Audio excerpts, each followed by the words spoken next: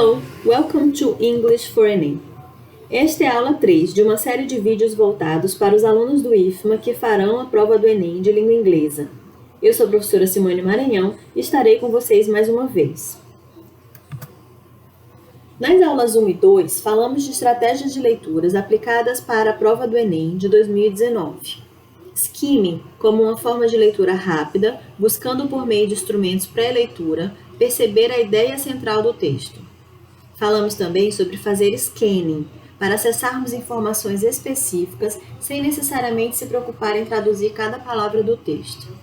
Na aula 2, tratamos de alguns dos principais gêneros textuais presentes nas provas do Enem e suas características.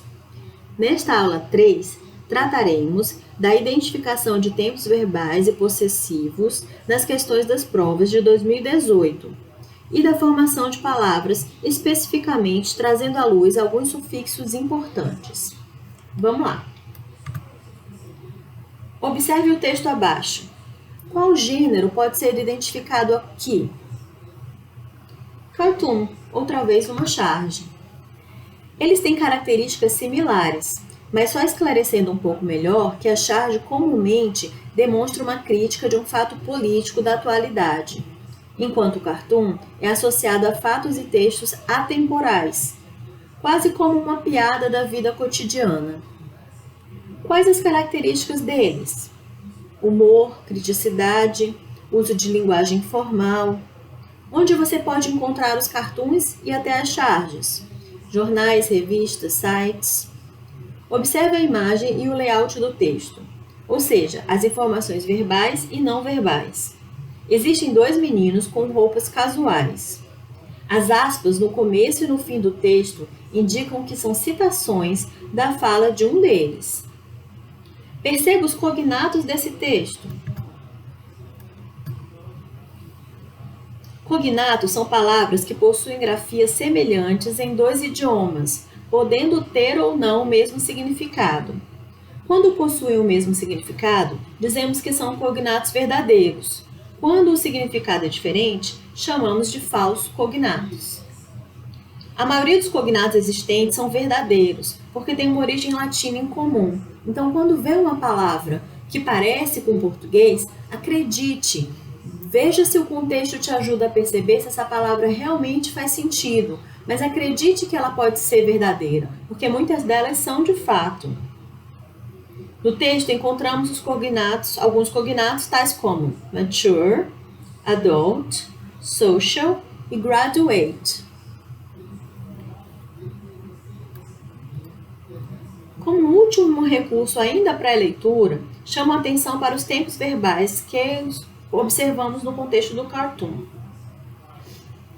O texto mostra uma sequência que apresenta os tempos do passado, como when I was, o que é o passado do verbo to be, I am, when I am, nesse caso o passado, when I was, e também they told me, do verbo tell, no passado. Esses são os exemplos de verbos irregulares no passado simples.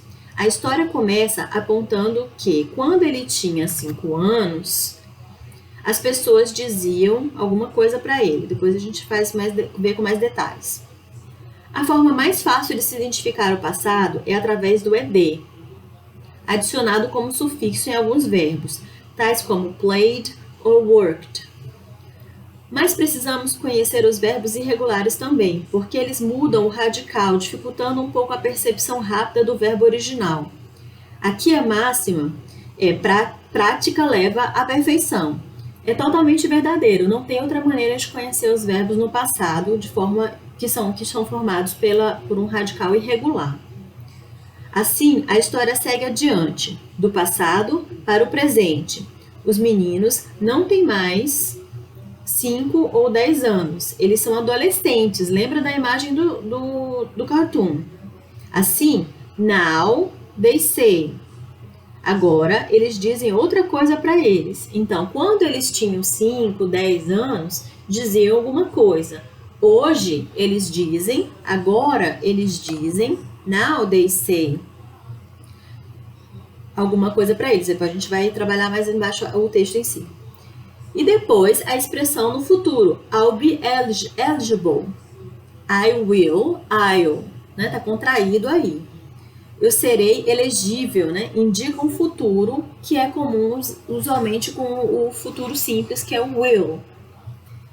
Vamos passar para o texto para a gente entender como esse tempo vai se construindo ao longo do texto? Ele começa assim, olha, notem que está de vermelho as primeiras frases que está se referindo ao passado. When I was 5, everyone told me to be a big boy. Né? Então, quando eu tinha 5, todo mundo me disse para ser um grande menino. When I was 10, they told me I should be more mature. Né? Então, aos 10, quando eu tinha 10, me disseram para ser mais maduro. Aqui a gente está falando do passado. Os meninos que estão na charge são adolescentes. Now, they say, it's time to start acting like an adult. Então, agora eles me dizem para agir como um adulto. At this rate, I'll be eligible for Social Security before I graduate from high school. Nesse ritmo, então agora ele está falando de um futuro, né? Nesse ritmo, eu serei elegível, né? Eu terei como conseguir uma segurança social, né? Que é essa parte da aposentadoria, de todos esses recursos, antes de eu graduar, antes de eu me formar na escola, no ensino médio, high school. Esse exame inicial, percebendo a passagem do tempo através dos verbos e das locuções adverbiais como when, now, at this rate, before, devem durar poucos minutos e você já deve se dirigir logo para o enunciado da questão.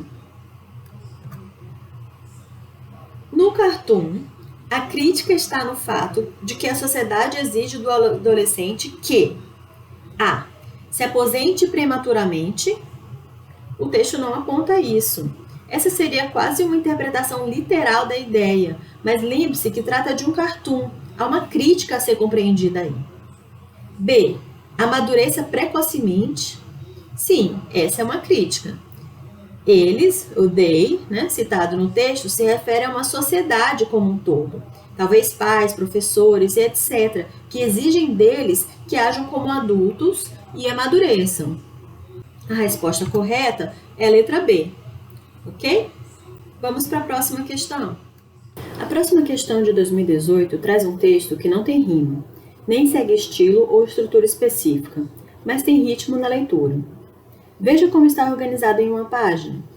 Sua pontuação e seu formato escrito retratam a maneira como o autor deseja que você o leia. Ele faz uso de linguagem figurada mais formal nesse caso. De qual gênero textual estamos falando? De um poema. Qual a fonte dessa informação? Essa informação, The Handbook of World Englishes, diz bastante sobre o contexto do poema. Essa obra trata sobre a língua inglesa no mundo, mais especificamente sobre as várias formas de inglês na parte sul da Ásia.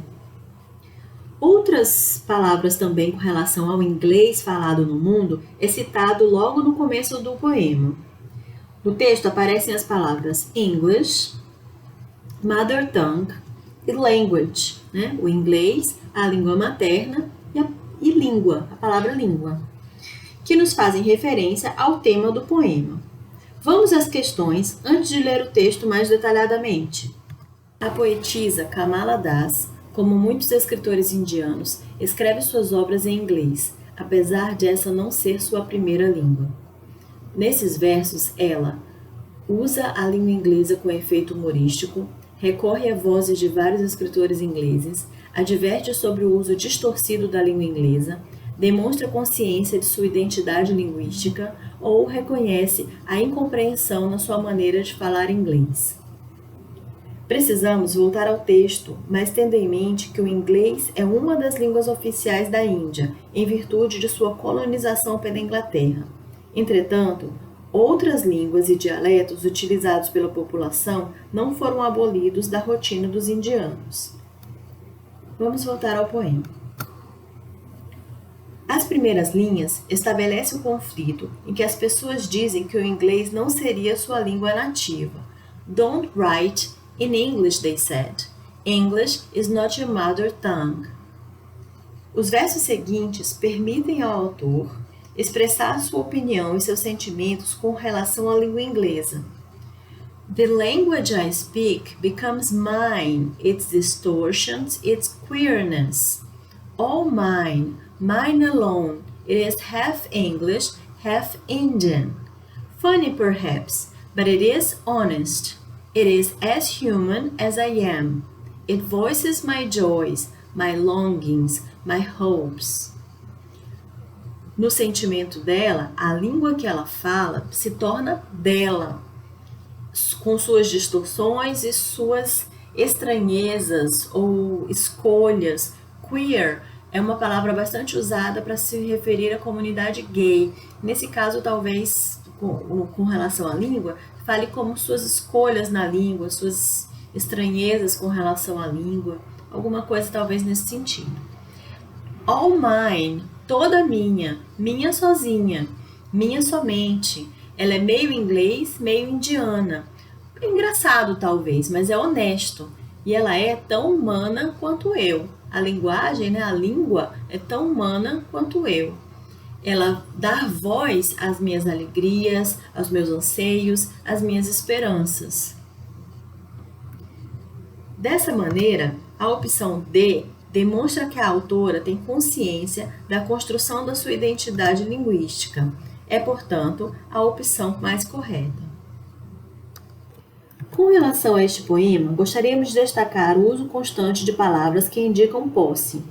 Observe a tabela abaixo. Pensamos nos possessivos com base nos pronomes pessoais apresentados na primeira coluna. I, you, he, she, it, we, you, they. Existem duas possibilidades correspondentes, vejam só. Para o pronome I, nós temos my e mine. O uso de cada um é diferente, mas o sentido de posse é o mesmo, meu. O my acompanha o substantivo, por isso é chamado de possessivo adjetivo.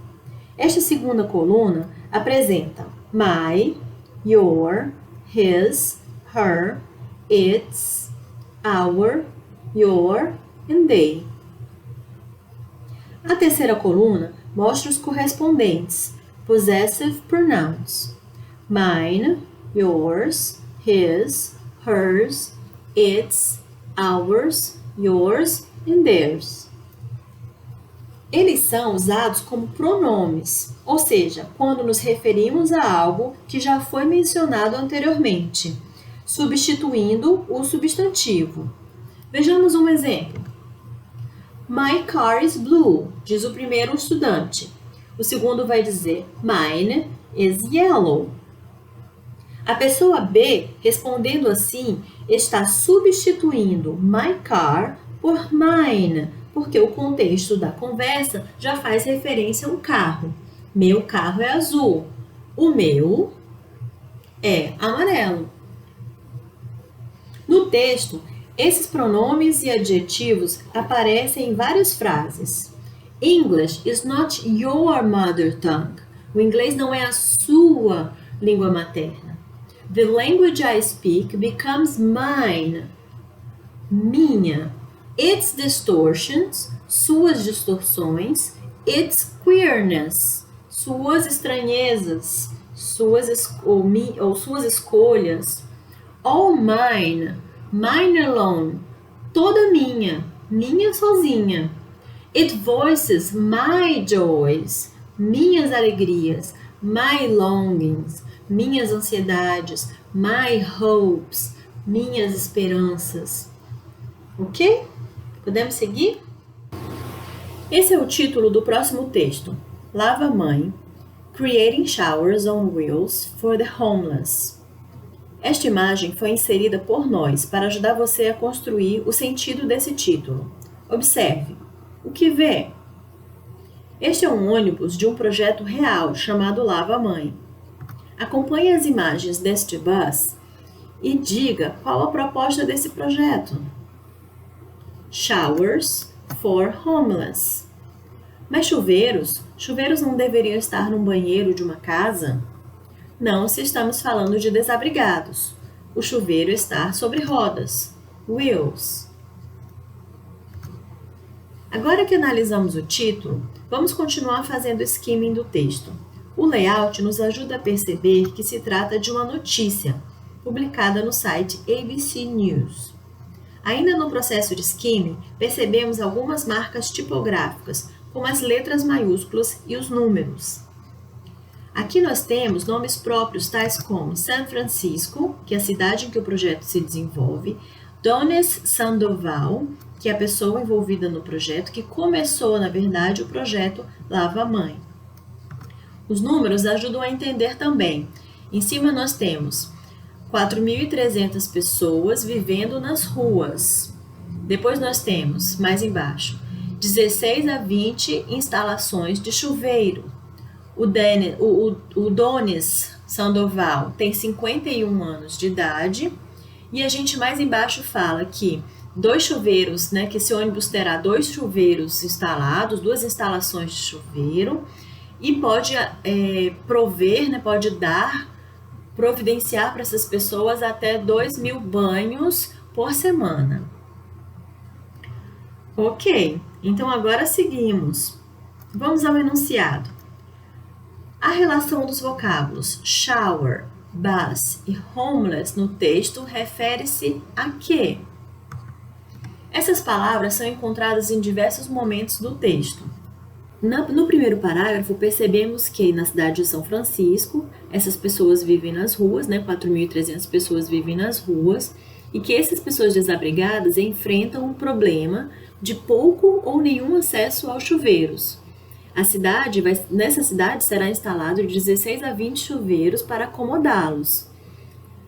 Depois, no segundo parágrafo, a gente percebe que o projeto do Donis Sandoval, do Lava Mãe, é uma espécie de chuveiro sobre rodas, um novo projeto que terá como objetivo transformar ônibus urbanos que não estavam funcionando, que estavam desativados, em estações de chuveiro para os desabrigados. Cada ônibus vai ter 2 instalações de chuveiro, e aí vai providenciar 2.000 banhos por semana. A gente já tinha compreendido muito desse contexto anteriormente, buscando aquelas dicas tipográficas que nos ajudaram bastante. Assim, vamos especificamente às alternativas. Letra A. Empregar moradores de rua em lava-jatos para ônibus? Lava-jatos não tem nenhuma relação com o texto. Letra B. Criar acesso a banhos gratuitos para moradores de rua? Sim, a gente sabe que essa opção faz total sentido com o que o texto quer nos trazer. Comissionar sem-tetos para dirigir os ônibus da cidade? A palavra dirigir não aparece no texto em nenhum momento. Seria talvez drive. As 2 opções seguintes não parecem ter nenhuma relação com a lógica da vida real e cotidiana. Exigir das autoridades que os ônibus municipais tenham banheiros seria bastante complicado, não é isso que o texto traz. Letra E. Abrigar 2.000 moradores de rua em ônibus que foram adaptados. Também não tem essa opção no texto, nada parecido. Logo, a resposta correta é a letra B. Por fim, chamamos sua atenção para a formação de palavras pelo uso de sufixos também desse terceiro texto do Enem. Na notícia anterior, encontramos palavras que se modificavam com a adição de sufixos, por exemplo, pela adição do ation or yon, para formar substantivos, como to inform se transforma em information, do verbo informar para informação, do verbo transmit para transmission, transmissão. Também temos formação de várias palavras com ed, como nós citamos anteriormente. O ed é um sufixo comum usado para indicar passado, particípio passado ou às vezes para transformar palavras em adjetivos. Vamos ver um exemplo desse último texto. The 51-year-old former marketing executive started. Olha aí, ele começou no passado o projeto da Lava Mãe. A sort of showers on wheels, um tipo de chuveiro sobre rodas. A new project that aims to turn decommissioned city buses, que são ônibus municipais que estavam em desuso, Então aqui a gente tem um adjetivo, em estações de chuveiro para os desabrigados. Um outro exemplo que não estava no texto, mas que vale a pena indicar para vocês, é um com o particípio passado. Então, I have studied for the examinations, dá a ideia de que eu tenho estudado. Então, fica aí um particípio do verbo study, que é estudar. Um último exemplo de sufixos para vocês é bastante fácil de ser encontrado e também de compreender. Não sei se vocês já ouviram a expressão more or less, mais ou menos. Então, less dá a ideia de uma coisa sem, que está faltando, que tem a menos do que deveria. Olha o exemplo embaixo. Useless, se usa menos, se usa pouco, está sem utilidade. Então, ele é inútil. Endless, sem fim. Careless, sem cuidados ou descuidados. No texto, a palavra que usamos repetidamente foi homeless, sem casa, desabrigado. Mas vocês também devem conhecer muito usualmente a palavra wireless, sem fio, que usamos muito em telefones e objetos da nossa casa para nos referir à internet. Ok? Chegamos ao fim dessa aula 3. Aguardamos você no próximo vídeo para tratar de algumas estratégias de leituras usadas a fim de responder às questões do Enem da prova de 2017. Até lá! See you later! Bye bye!